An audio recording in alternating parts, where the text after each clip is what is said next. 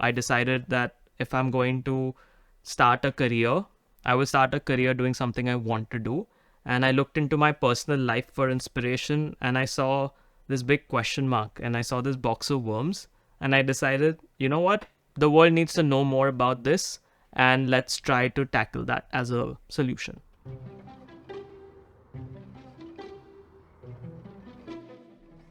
Hi, my name is Akil, and welcome to the Box of Life.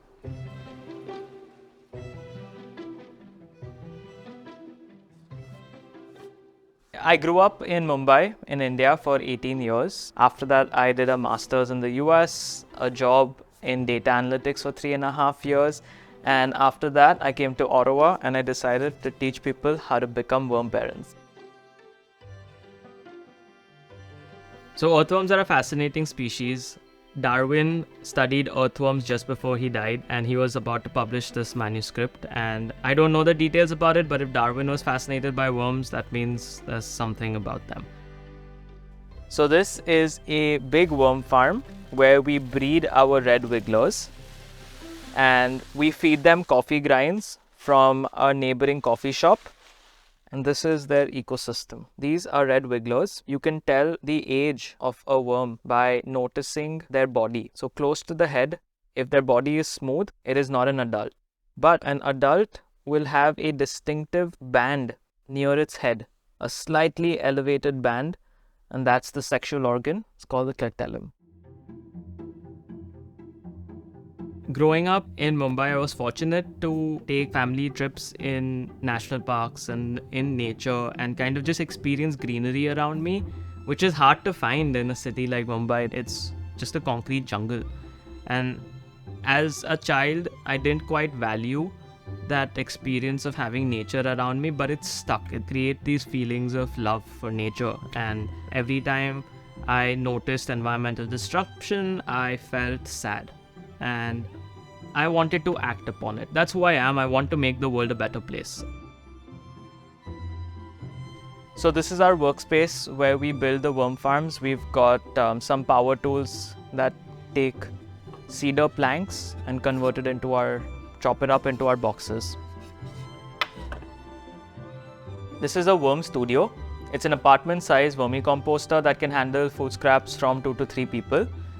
It consists of identical boxes that are stacked upon each other, and you start out by feeding your food in the bottom layer. When the bottom layer is full, you put your second layer in it. You continue adding your food in here, and the worms start to crawl up between the mesh that is found on the bottom of the layers. When your second layer is full, you put in your third layer on top and continue feeding this level. And you'll always get a tray full of worm castings at the bottom without the worms on top. You don't have to separate thousands of worms from their worm poo.